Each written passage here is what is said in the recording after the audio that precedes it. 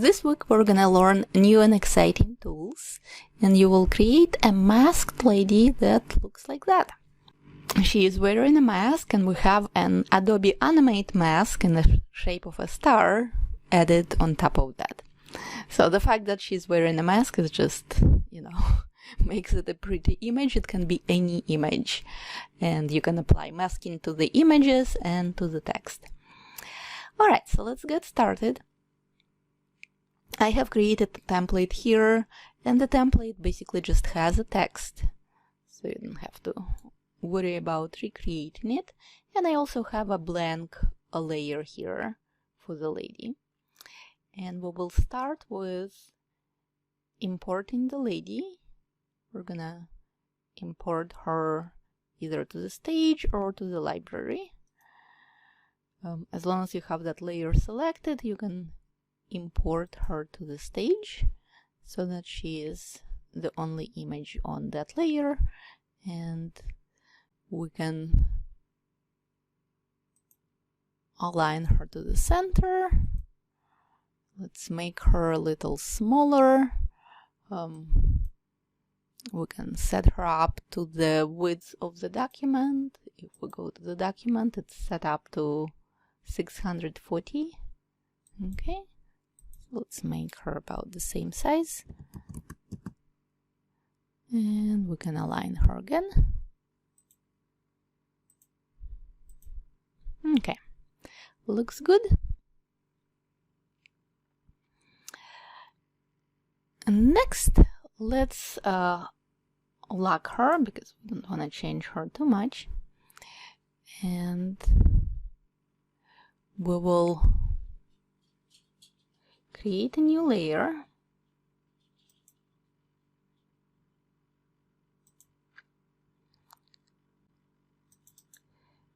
And we're gonna call it shapes or mask or something like that. And by the way, if you just use the word mask, it's gonna be rejected because it's a reserved word. So we have to be a little more creative with the name. And I just called it shapes mask. All right. Next, let's create a shape. Let's use the shape tool, and we're gonna just draw a shape. It doesn't matter what color the shape is. And to create a mask, all you have to do is first make sure that the container of the mask, in this case it's a circle, is on top of the masked layer. In this case it's a photograph or the image of this beautiful lady. And then the next step is to right click and select mask, and as you can see, it puts the image inside the shape. Basically it clips everything that is outside of the shape, and so the shape becomes a mask for the content below. Alright, wonderful. Another important thing to mention here is that both layers must be locked. So if I unlock the mask, then I will start seeing something like that. It still is a mask. As long as I keep it locked, it will show as it's supposed to show, but it has those two dependencies. It must be visible and it must be locked. And the same goes for the bottom layer. It must be locked and it must be visible.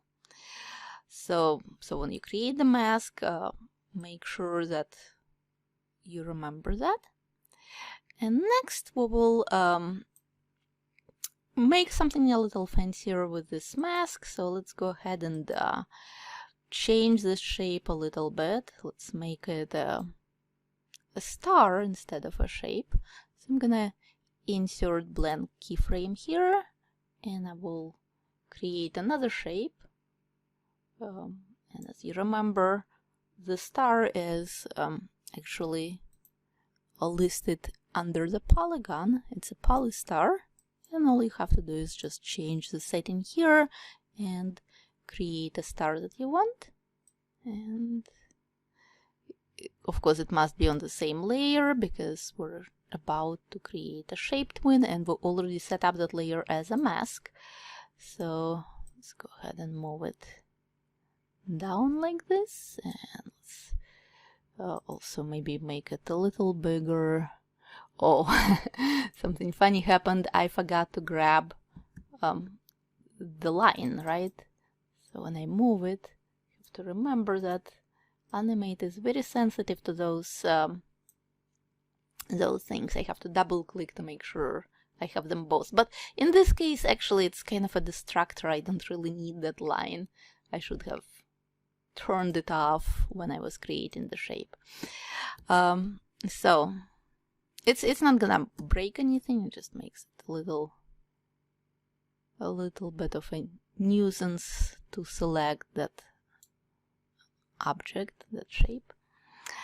All right. I think I can make it a little smaller, maybe like that, and maybe place it like that.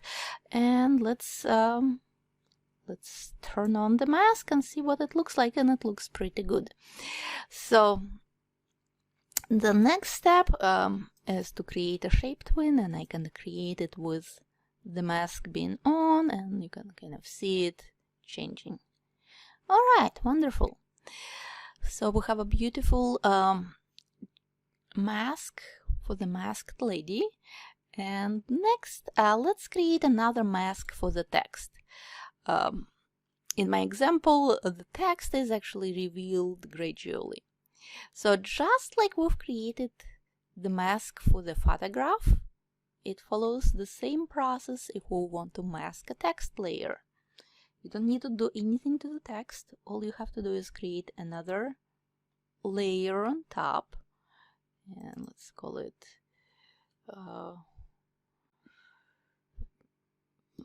mask 2 or something like that. And we will use, for this example, we will use a rectangle tool, and I will start by just creating a simple rectangle. Again, doesn't matter what color, and I just want to make sure that I'm not covering the text, because first I actually want this text to be invisible, and this time around I'm actually gonna get rid of this outline because it makes it very hard to manage. Alright, so I created a kind of pinkish or some kind of light rectangle. It's outside of the text, and if I apply a mask to that layer, the text will disappear because the mask is not touching the text, right? And unlike we have it with the lady example, we see the effect right away. In this case, the rectangle is actually off. So what we want to do is create another keyframe and change the shape of this rectangle. And there are different ways to do it. I will use the direct selection, the sub-selection tool, and I will just select the two anchor points and just move them. And the reason why it's snapping is because I have snapping on. So as you can see, it snaps to objects, and it also snaps to other things. So it can be helpful in some cases. In this case, it's a little annoying, and I'm just gonna turn it off. And now I should be able to easily modify the rectangle. So it goes from the rectangle outside of the text to the rectangle that covers the text. And remember what happens when the mask covers the content behind it. The content becomes visible, right? Just like with the lady. So we went from nothing is visible here to the text being visible here. It's not very exciting yet because we haven't created the shape twin. As soon as we create the shape twin, it will do something like that. And I think I wanted to move a little faster because my template is set up to reveal the other text right after. So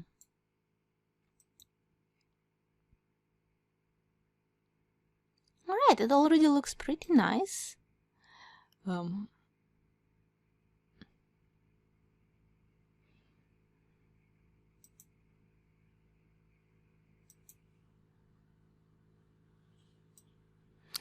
And notice I have nothing here, so the text actually shows up when the mask is not over it. So let's go ahead and make the mask start from the very beginning.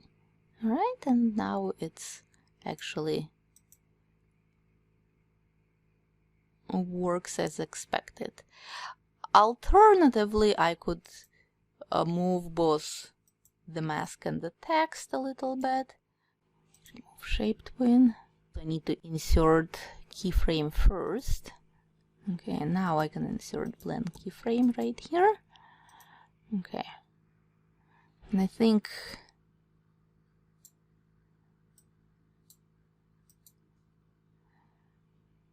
okay, it didn't quite work. Insert blend keyframe. Okay, now it worked. I'm not sure what happened. Might have not clicked fully. So let's clear this one. Let's insert again, insert blend keyframe. Okay, and let's clear this keyframe.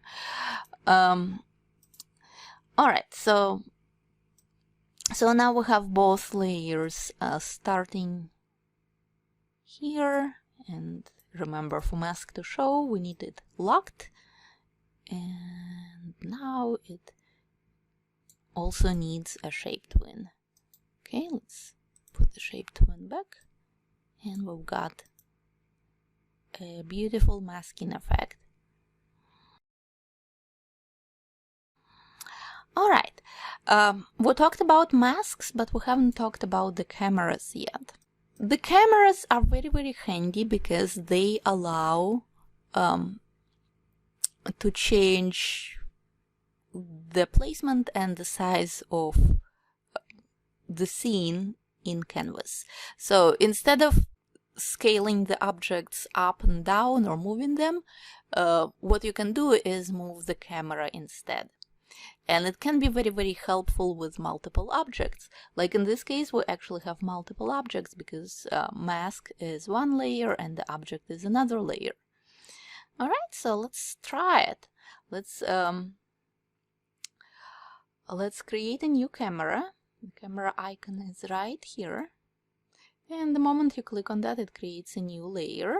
You can create keyframes by changing the settings of that camera. If you move things to the left, it will get smaller. If you move the cursor to the right, it will get bigger. And one thing that happened here is some of those layers became detached from the camera. So that little icon here that you see, if I turn it off, then I will be affecting all the layers. So if I zoom out, now all my layers are zooming out, right? And if I zoom in, then all the layers zoom in. And it can be helpful, but sometimes you may want to change things separately. So first let's take a look. Let's see how it looks like in the current version. And yes, you have to kind of zoom in closer. That's what happened to me before. I didn't really grab that keyframe. So now they all move the same, right? The camera zooms out and things change.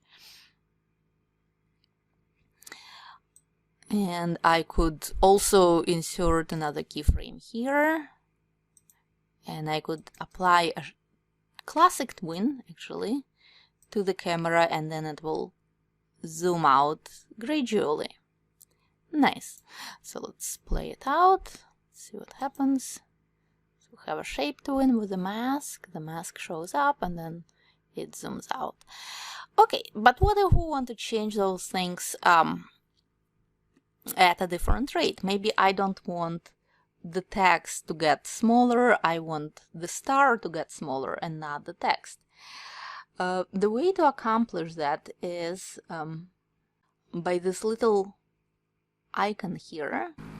You can either link or unlink all the layers from the camera if you click on that icon from the top view, and you can also click on the same icon next to the individual layers. So let's say I want the star to get smaller or bigger, but the text stays the same, right? So I have my text layers here, here, and here, and I can basically just unlink them from the camera. When I move the cursor now, notice that the star gets smaller, but the text actually stays exactly the same. So that's how you can accomplish that. You can also adjust the angle of the camera by moving it on the canvas. So it goes from here to here, and let's zoom in a little closer. I think what happened, I accidentally created another keyframe, and now it actually looks much smoother. So you have to kind of be very careful with those keyframes. If you use a zoom tool, it will allow you to be more precise. So you don't have to do mistakes like I just did. All right, so that's an easy way to zoom in and zoom out for multiple objects. And one more thing that I want to show you about the camera is where to find it. Notice right now, if I click away, let's say I click away to some other layer, maybe I worked on something else, but then I want to modify that camera again, and I can't really do that by clicking on the stage or on the camera layer. So you see, like, that menu has disappeared. The way to find it is by going to the camera icon, and you might not be able to see it at a glance on your toolbar.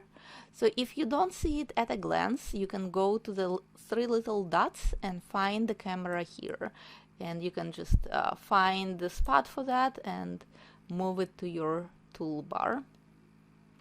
Now you see, like, the moment I actually moved it to the toolbar, I started to see the menu here again. And now if I click on the camera at any point, it will activate the camera menu, and that's very, very handy dandy. So now let's see, I want to maybe make a few more changes, right? So I could move it around a little bit more, and maybe I can also rotate it. There is a rotation setting for the camera. If you go to the properties of the tool, you can choose how much you want to rotate it by, and you can basically get a little bit more creative with those angles. And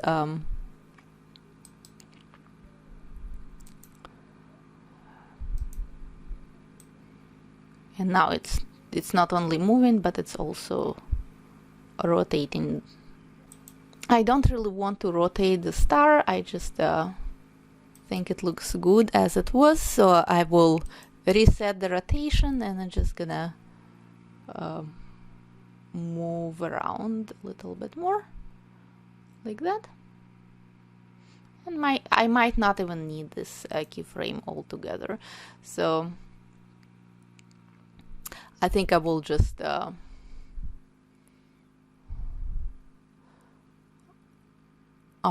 clear this keyframe. So sometimes less is actually more, and now I cleared the keyframe, but I still need to clear the classic twin. So because otherwise it would be a broken twin. All right, so let's see how it looks like. Let's play it all together, and I think it looks pretty good. Okay, next we're gonna put our skills into action, and we will create a beautiful entry screen using the skills we just learned, which is the cameras and the masking. So that's pretty much all that I used in this entry screen, and plus one little thing that I will show you, the filters. The blurry effect on the text, it was created with the filters, and all those beautiful zooms, they were created with the cameras. And of course you've already seen how to create a reveal effect for the text. That's masking. So very simple tools, but they can be used very effectively. So let's do it. Let's reverse engineer what is going on here. It looks just like the file from our previous exercise, and I made a couple of changes. So you will see that there are 3 layers being added: the camera, the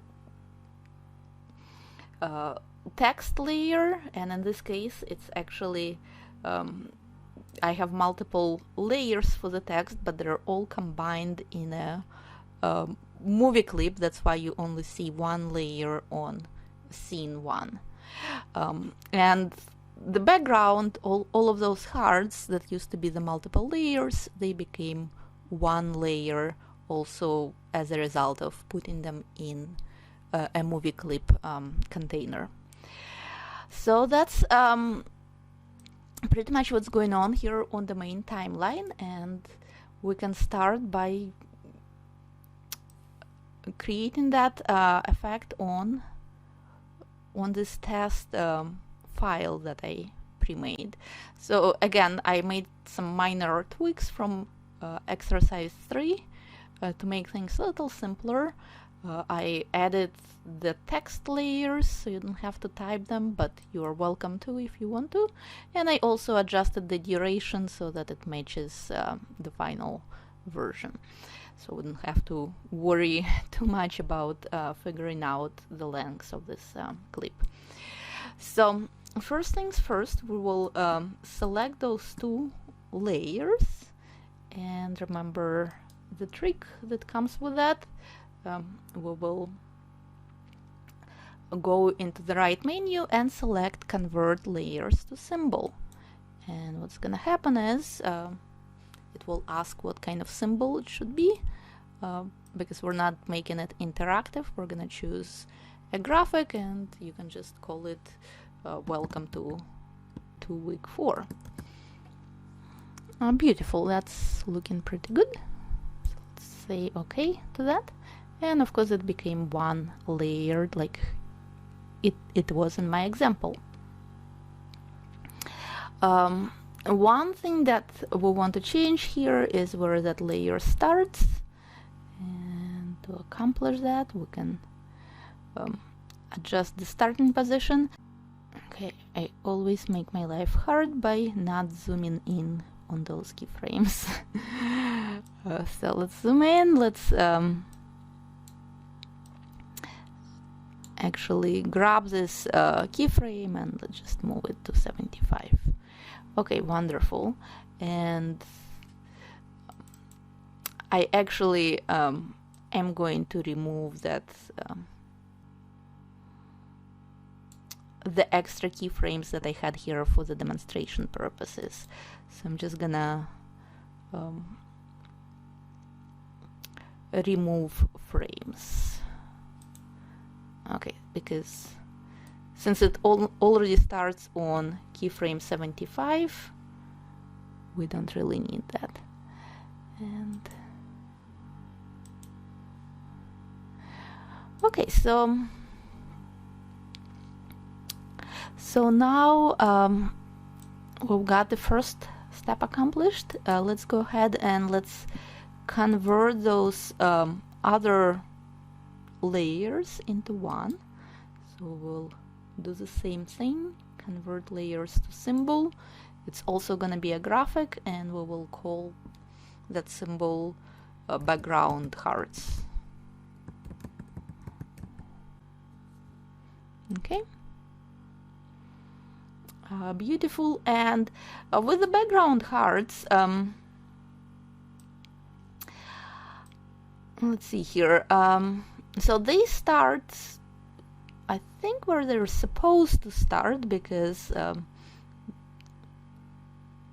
they were already like pre-built, and it put them on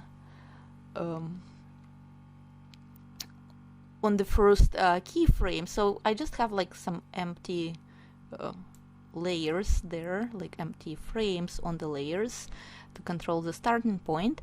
And of course then they disappear, but I can actually loop that movie clip. So all I have to do is just extend it for the duration of my animation. So I'm just gonna click F5 here, make them about the same length, and they will just continue to fly around. Okay, beautiful. Now the thing with the heart, we actually need one more element here, which is the camera, right? So let's go ahead and find the sweet spot. The camera will start to zoom in on the heart somewhere after the animation of the heart occurs, right? So it animated.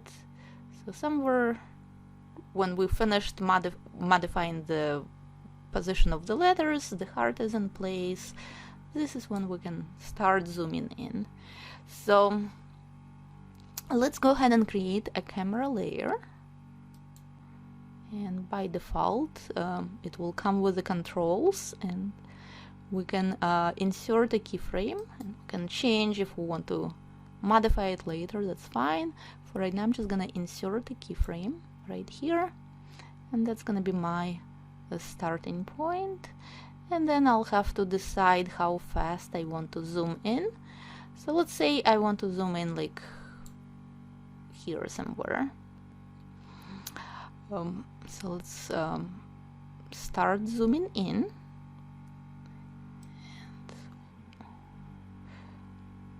All I have to do is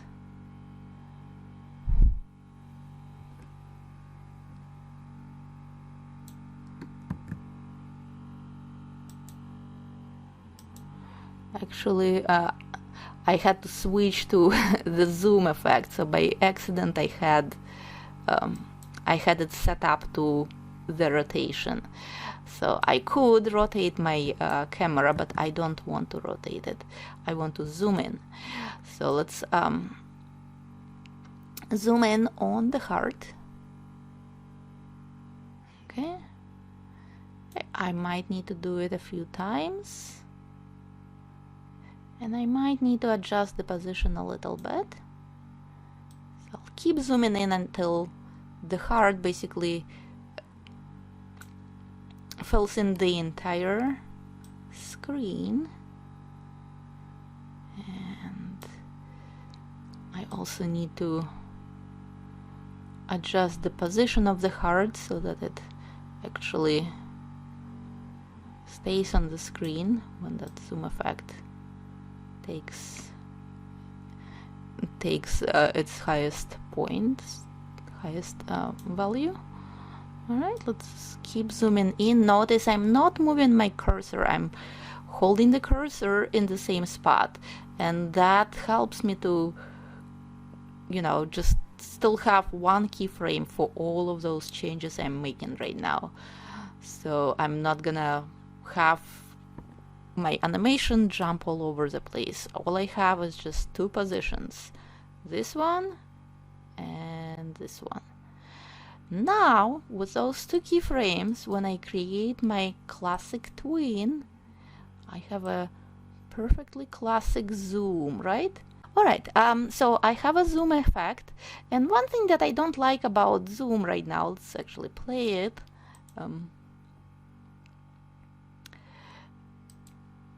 Is the color of those letters. So they look a little too bright when they get close, right? So it would be nicer if they kind of had some kind of disappearing effect, not so much like in your face, not too sharp, just so that the focus is a little bit more on the heart. So the way it was accomplished in this example is with a very simple tweak, simply by using a little bit of a gradient. So as you can see, as it gets closer, I have a few keyframes right here that have the same letters with just different colors. And what we're gonna do right now is just basically mimic that gradient. So I think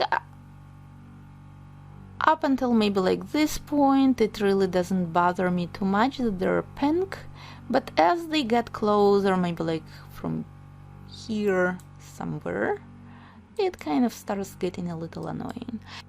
Let's start by inserting a keyframe, and we can adjust the duration of that in a moment if we have to.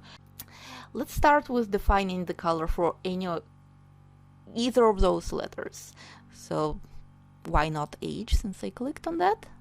So we're gonna select a gradient. I used a radial gradient because it kind of fits into the scene. We want to have the top of those letters highlighted. And the letters are kind of rounded, so the radial gradient goes well with that rounded shape of the letters. And next I want to actually adjust the starting point of the gradient. So I wanted to start right here. And of course I need to change the colors of the gradient. So let's go to the color, and at this point I actually still want that letter to be pink, but I want to prepare it for the animation. So I will double click on this swatch, and I will just choose the original color, and I will do the same for the other swatch. So that one is also gonna be pink, and well, no harm done, it's still all pink, right? So but bear with me, it's gonna actually matter. And now, since I already have made that gradient, let's actually save it so I can reapply it to the other letter without recreating it. So if I click add to swatches, it should save the gradient for me. And let's go back to the other color, the other letter, and let's see if we can find that gradient. Actually, I clicked it twice, so I think it created a duplicate, but it's okay. So here is my two letters. Nothing happened to them yet, but we've done some preparational work. And so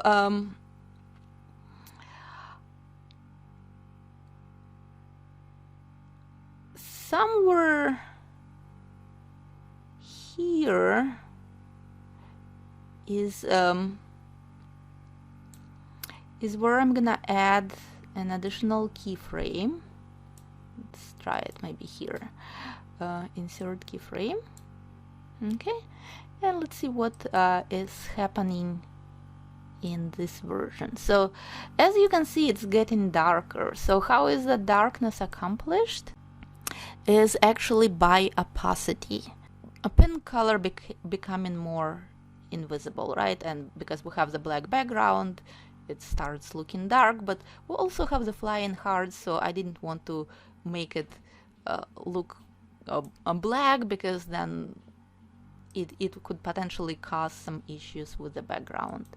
Okay, so we're gonna do the same thing here. We're gonna go from fully opaque pink to fully transparent pink. And anyways, let's play it. Let's see what is happening, and then if it looks good, we can also apply the shape twin. So far it looks pretty good. I think one more keyframe that I can add, which I think I accomplished here, is the swatch where it has zero alpha on both ends. So let's do that. We'll actually make this one maybe like a little more gradual. But we can make those decisions later. That's fine. So let's make another keyframe, and let's make another keyframe. And on those two keyframes, what I had here as 100 is gonna become a 0. So we've created the gradient for both letters, and let's test it out. Let's add the shape twins, create shape twin here, create shape twin here, and we'll do the same thing here, and then we can decide if it, you know, needs a little bit adjustment. But yeah, I think it looks pretty good. So the heart has its full opacity right here. Okay, and then it basically loses opacity, it becomes more translucent, and we start seeing the text behind it.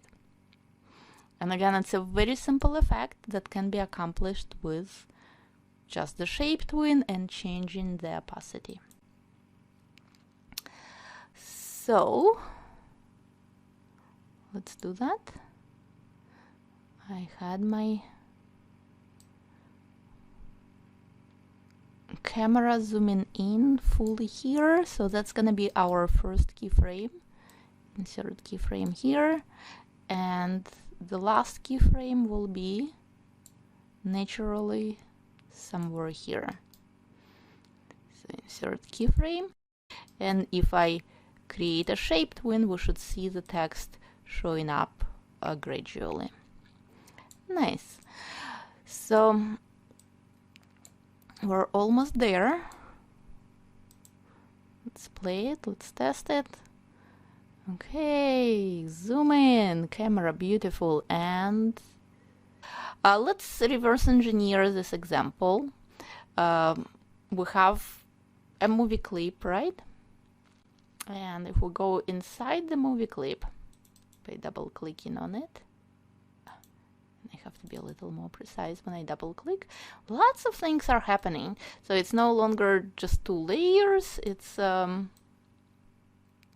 lot of stuff. So that's what we'll have to recreate.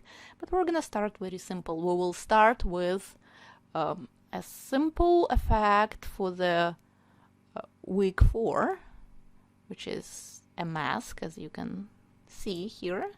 We have a mask layer on top, just like we've done in the previous exercise.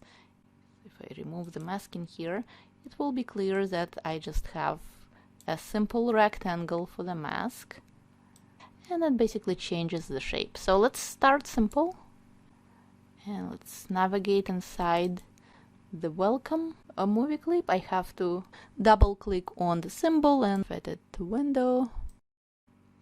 So let's start with our to week 4. I will switch the position, the stack order of those layers a little bit, and let's insert a keyframe, or we could also just move it like that and insert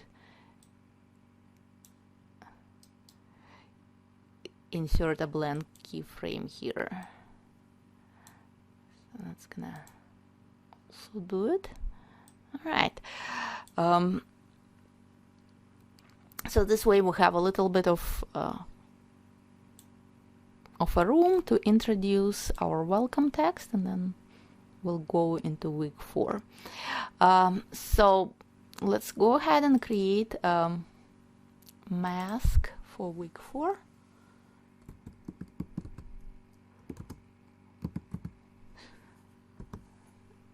And it's gonna start just a little bit before the actual week 4. So we'll create another keyframe here, and we will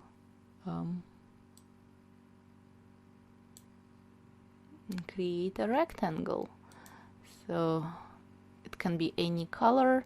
I'm not gonna use the stroke on this one because it's just gonna make it super annoying to worry about it, and maybe I'll just make it a little brighter like that and just give it some color so that I can actually see it on the screen, and I have to readjust my keyframe a little bit. Okay, so that's a rectangle before we can see the text, and then we'll have to create another version of that rectangle when the text is fully visible. And so I will just change the shape of the rectangle. I could also do it with the transform tool. So now everything has disappeared, and on the last keyframe it actually shows up, and we can create a shape twin, and it will look like that.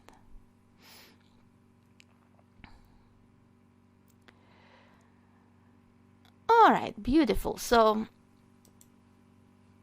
next let's take a look at our welcome text. Obviously we also need a mask for that, and that mask is going to be slightly different. So let's create 2 layers for that. We're gonna create one shape object first, and then we will duplicate it and convert it into mask. And that's just gonna help us to have a little cool feathery effect. So oops, and when I try to call it mask, it's telling me, hey, you can't do that because it's a reserved word. So I have to come up with something other than mask. So let's call it welcome mask to make sure that it's specific for that text. Okay. All right, beautiful. So I have done my preparation here, and let's reverse engineer what's going on in this example. Just like I said, we have 2 things, and let's just unlock some of them, and let's see what's going on. So the first layer is not a mask, it's just a motion twin, and that motion twin has a symbol, because remember, motion twins must be applied to a symbol. So let's navigate inside that symbol and let's see what's going on. Obviously it's a circle, and it's a very simple circle when we go inside of that. However, outside it has this cute feathery look, and that is a filter, as I promised to you. Okay, so I'm going to create a circle, and it's just gonna be a white circle with no stroke.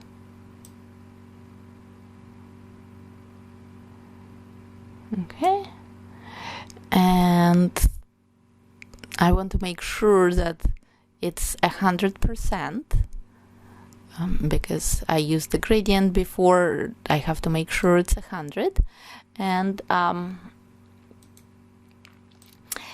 then I will convert that circle into a symbol.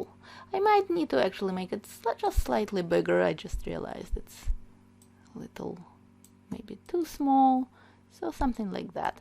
All right, beautiful. I think I like that size. I might just move it a little bit up because it's gonna be kind of running in the center of the text. So next we will go to modify, convert to symbol, or press F8, and let's change it from a graphic to a movie clip, and let's call it circle.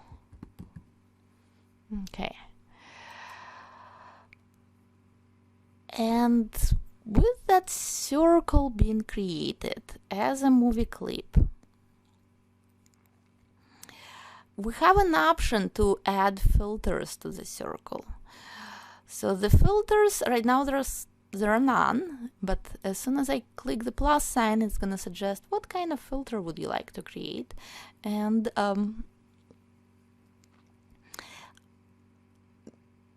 I don't remember which one I used, must have been blur or glow, but you're welcome to experiment with the different filter settings. And right now it's not really like looking like anything was changed. It's because it's just too small, and we can just increase the numbers here. Let's make 150, and now you start to see it as kind of glowing, right? Maybe 200. So you can adjust those numbers to your liking.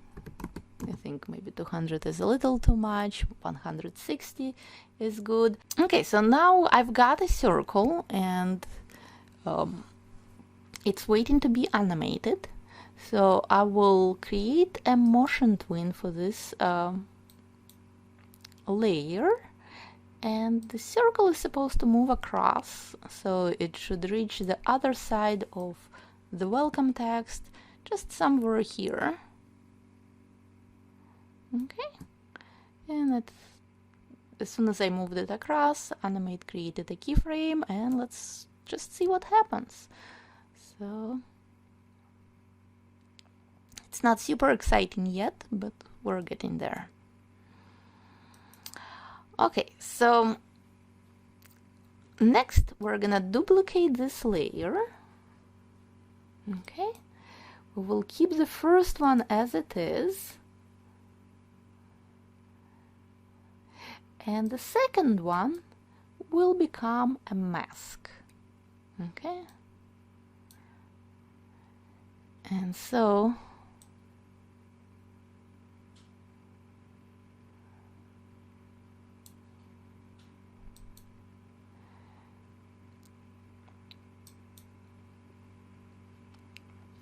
but of course, as you can see, there is nothing to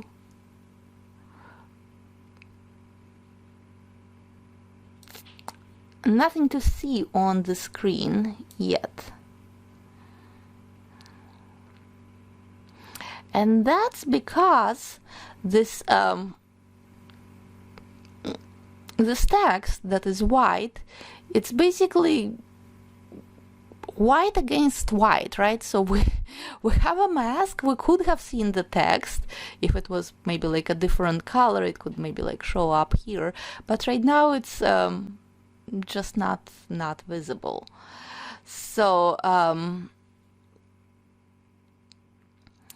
so what needs to happen here is a couple of things. Let's go ahead and duplicate this layer, and let's move it up a little bit, and now we actually see the welcome text, but it's a little too bright. Okay, so we're gonna make a few changes to this welcome text. First, let's go ahead and convert it into a symbol, and it's gonna be a movie clip. We're gonna call it movie clip welcome. Okay, so next we're gonna add a filter to this movie clip, and I will select a glow in this case. And we will use white color, and let's set it up to, I don't know, like 10. 10, and maybe let's check a knockout option here. And maybe not 10, we could maybe increase it a little bit, something like that. So now, as you can see, if I scroll through my text, it already looks so much better. Another thing that we can improve here is add a little bit of a reveal to that. Now that it's a movie clip, we can create a motion twin. And with the motion twin created, we can add another change here. So let's go ahead and change the opacity of this movie clip. Right now we have no color effect, but we could change it to some other setting for the alpha. And okay, let's keep it at 100 here. But when it's on keyframe 1, let's change it to something lower, like maybe 30% or something. See what that looks like. So as you can see, it becomes a little more visible, and we can also decide on the position of this keyframe. Maybe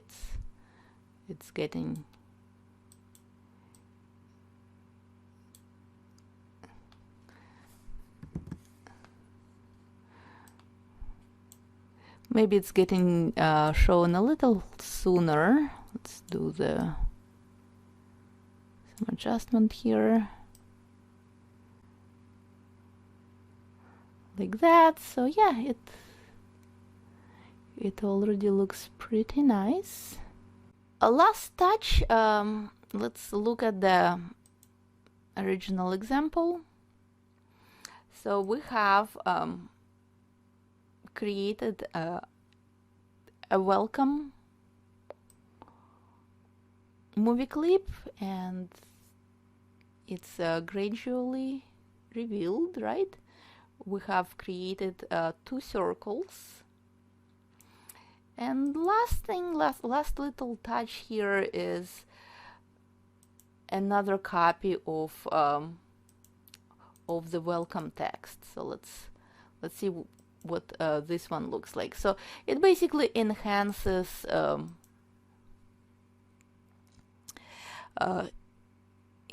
that reveal effect. So what we're gonna do is let's get rid of this test layer that we've created. Let's duplicate this layer, and we're gonna put it underneath the mask, so it will be masked.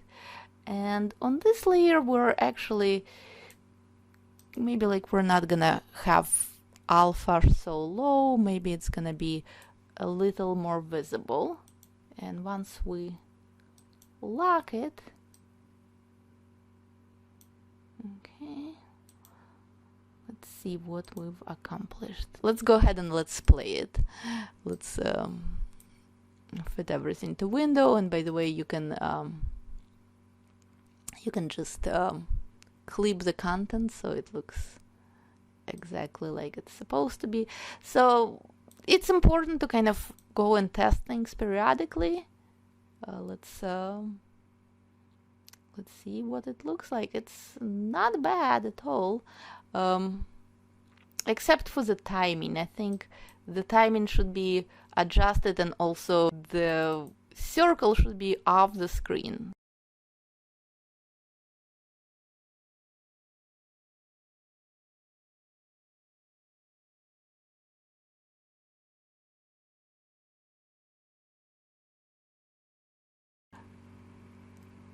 And here we have another problem with the circle, and that's actually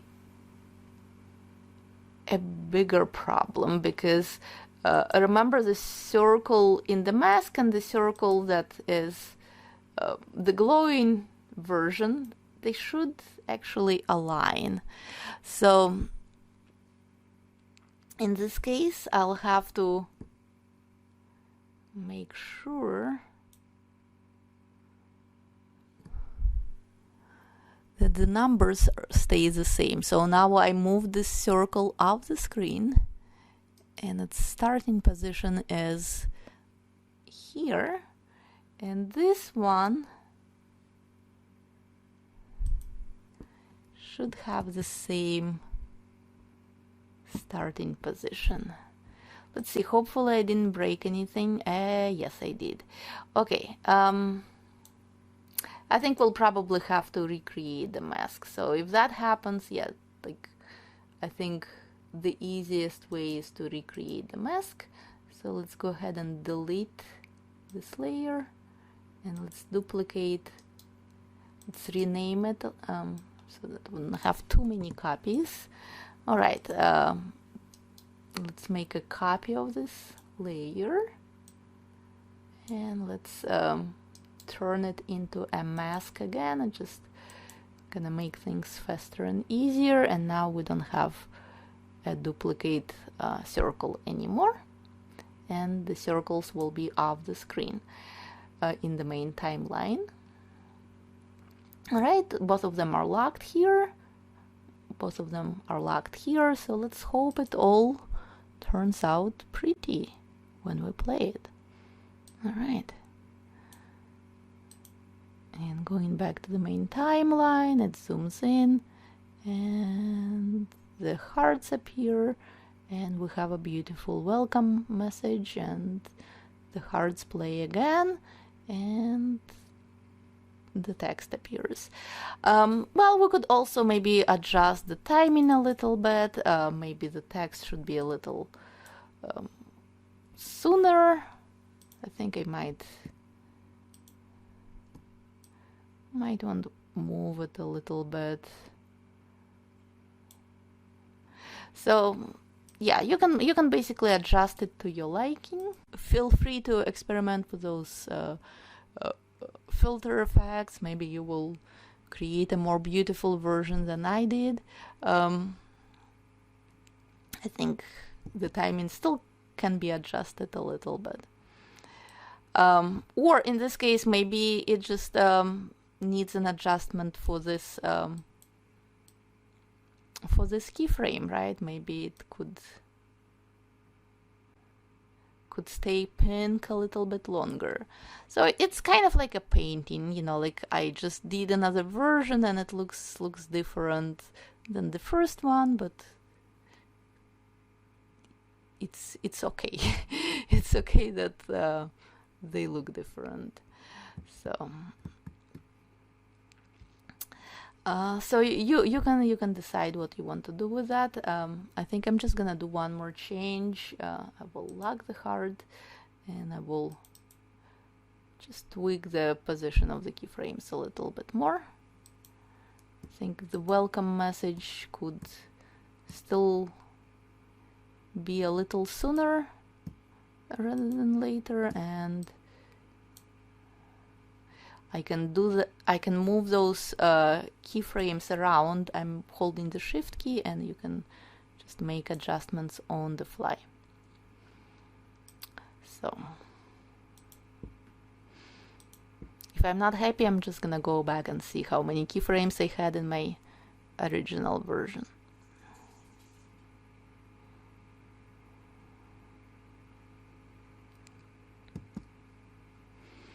Okay, I'm still not happy, so I will give you the answer. Let's go here, and yes, so it actually happened to be even sooner, so somewhere like on frame 28. Okay. So yeah, it just happened to be too slow in my updated version. Okay. And I think it's not only that, but also the duration of that reveal. That's what was actually throwing it off. I think. So let's grab this keyframe. And if it doesn't want to be grabbed, we'll have to remove the shape twin and adjust it like that. Sometimes that's what has to happen. Okay. So those things do take time. You know, it took me much longer to create the actual the actual version of that than to show you how to do it, because it's a creative process. It just takes time to find those settings. So yeah, I think that one is a little better, and it's still not maybe super perfect, but I'll give you two versions. You can decide which one you like, and you can create your own version of that, right? All right. So I hope you enjoy it, and I hope to see your animated entry screens. So again, very simple tools. Just how you use those tools is what's important.